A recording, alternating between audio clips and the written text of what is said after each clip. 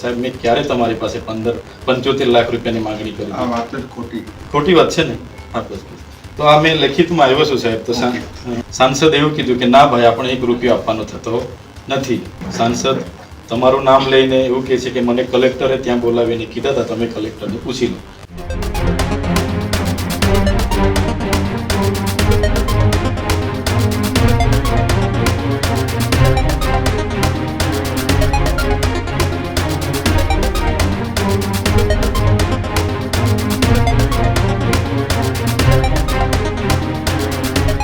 દક્ષિણ ગુજરાતથી મહત્વપૂર્ણ સમાચાર મળી રહ્યા છે કે જ્યાં ચૈતર વસાવા પર તોડ કર્યાનો આરોપ જે છે તે લાગ્યો હતો. મનસુખ વસાવાએ 75 લાખના તોડનો આરોપ ચૈતર વસાવા પર લગાડ્યો હતો, જેમાં ચૈતર વસાવાએ જિલ્લા કલેક્ટરને આવેદનપત્ર આપી અને ખુલાસો માંગ્યો છે. ત્યારે ચૈતર વસાવાએ જિલ્લા કલેક્ટર પાસે પહોંચ્યા છે, આવેદનપત્ર આપીને ખુલાસો માંગ્યો છે. 75 લાખના તોડકાંડ આક્ષેપ પાયા વિહોણા હોવાની વાત ચૈતર વસાવાએ કરી છે. કલેક્ટરે જાહેરનામા તોડના આરોપોનો ખુલાસો કર્યો છે, તો બીજી તરફ ભાજપ સાંસદ મનસુખ વસાવાના આરોપો ખોટા સાબિત થયા હોવાની વાત ચૈતર વસાવાએ કરી. પાયા વિહોણા આક્ષેપ બંધ નહીં થાય તો કાયદાકીય કાર્યવાહી કરવામાં આવશે તેવો દાવો જે છે તે ચૈતર વસાવાએ કર્યો.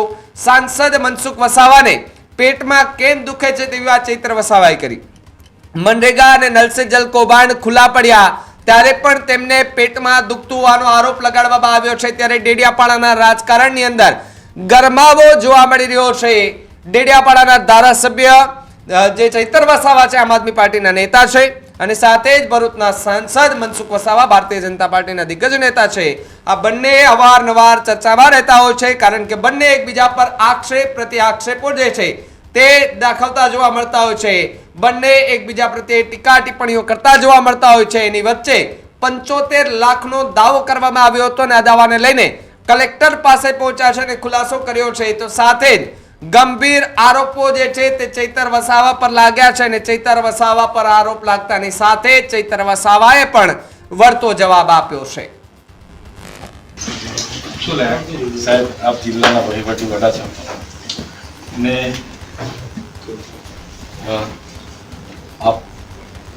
આપે એવી કોઈ મારા વતી સાંસદને અહીંયા બોલાવ્યા હતા અને નીલરાવને બોલાવ્યા હતા, અને આપે એવું કીધું છે કે ચૈતરભાઈ 1.5 કરોડ માગતા હતા, પણ માંડ 75 લાખમાં પૈતું છે અને એમને 75 લાખ રૂપિયા આપણે આપવાના થાય છે. ત્યારે સાંસદે એવું કીધું કે ના ભાઈ, આપણે 1 રૂપિયો આપવાનો થતો નથી. એમ કરીને સાંસદે 2 આટા પ્રેસ વાર્તા કરી છે. હવે મેં બી ધારાસભ્ય છું સાહેબ. સાંસદ તમારું નામ લઈને એવું કહે છે કે મને કલેક્ટરે ત્યાં બોલાવીને કીધા હતા, તમે કલેક્ટરને પૂછી લો. એટલે અમે પૂછવા સાહેબ, મેં ક્યારે તમારી પાસે 75 લાખ રૂપિયાની માંગણી કરી? આ વાત જ ખોટી વાત છે ને? હા, બસ બસ. તો આ મેં લેખિતમાં આવ્યો છું સાહેબ. તો મને સાહેબ આપ શ્રી મને ન્યાય આપશો એવી માંગણી છે સાહેબ. આપણે માર્ગ અને મકાન વિભાગના એક્શન સાહેબને બી પૂછી લેજો, એમનું નામ પણ આવે છે, એટલે કદાચ એ રીતના. મેં તો સાહેબ સંકલનમાં માહિતી માંગી હતી, એમાં મનસુખભાઈને પેટમાં દુખ્યું ને એમણે આ ડાયરેક્ટ મારા પર 75 લાખનો હિસાબ લગાવી દીધો.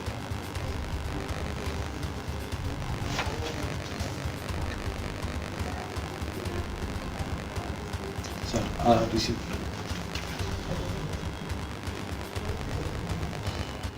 ઓકે, ધન્યવાદ સાહેબ. માન્ય ભરૂચના સાંસદ શ્રી દ્વારા ચૈતર વસાવાએ 75 લાખ રૂપિયાની માંગણી કરી તોડ કરી એવો આક્ષેપ કર્યો હતો, અને આ રજૂઆત કલેક્ટરશ્રીએ અમને કરી છે એવી વાત હતી. ત્યારે જિલ્લાના વડા અમારા કલેક્ટર સાહેબને અમે મળવા માટે આવ્યા, અને કલેક્ટર સાહેબે આપ સૌના હાજરીમાં ખુલાસો કર્યો કે આ તદ્દન વાત ખોટી છે.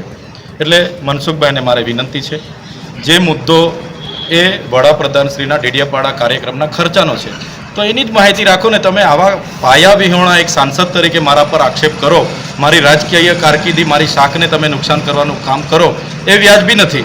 આજે કલેક્ટર સાહેબે નિડરતાથી ખુલાસો આપ્યો અને કહી દીધું કે આ તદ્દન પાયા વિહોણી ખોટી વાત છે. એટલે મનસુખભાઈ ફરી આવવાર અમારા પર પાયા વિહોણો આક્ષેપ નહીં કરે, નહીં તો અમે લીગલી કાર્યવાહી એમના પર કરાવીશું. મનસુખભાઈનું નિવેદન બી છે કે વારંવાર એક જ મુદ્દો લઈને કેમ તમે ઉઠો છો? હવે વારંવાર તો ક્યાં છે, કાર્યક્રમ 15મી નવેમ્બરે થયો અને આ મહિનાની સંકલનમાં મને એમણે માહિતી આપી હવે જનતાના પૈસાના કાર્યક્રમ થયા તો અમે જનતાની સમક્ષ મૂક્યું છે. એમાં મનસુખભાઈને પેટમાં સેમ કેમ દુખે? મનરેગા કૌભાંડનો મેં ઉજાગર કર્યો ત્યારે એમને પેટમાં દુખ્યું. નલ સે જલ કૌભાંડની મેં વાત કરી ત્યારે એમને પેટમાં દુખે છે. અને જ્યારે આજે આ ખર્ચાઓના માટે મેં માહિતી માંગી ત્યારે પેટમાં દુખે છે. એટલે મને લાગે છે આ કોન્ટ્રાક્ટરો એમના જ છે. એટલા માટે એ ખોટી પાયાવિહોણી અમારા પર વાતો મૂકે છે. તમારી રાજકીય કારકિર્દીને ઠેસ પહોંચાડવાનું. મનસુખ દાદા એક સાંસદ છે, હું ધારાસભ્ય છું. કોઈ પણ એવી ગંભીર રજૂઆતો હશે એમણે મને ધ્યાન પર મૂકવું જોઈએ. ડાયરેક્ટ પ્રેસ કોન્ફરન્સ કરીને 75 લાખ રૂપિયાની ચૈતર વસાવાએ તોડ કરી જેવી જે આક્ષેપ કરી છે એ ખૂબ જ ગંભીર બાબત છે. મારી શાખ અને મારી રાજકીય કારકિર્દી પર ખૂબ મોટું નુકસાન આનાથી થઈ રહ્યું છે. આરએનબીના જે અધિકારી છે મોદી સાહેબનું પણ નામ છે. હા, એમણે માર્ગ અને મકાન વિભાગના કાર્યપાલક ઇજનેરશ્રીનું નામ લીધું છે, પણ કલેક્ટરશ્રીએ હમણાં જ તમારી રૂબરૂમાં ખુલાસો કર્યો કે બિલકુલ પાયાવિહોણી અને ખોટી વાત મનસુખભાઈએ કરી છે.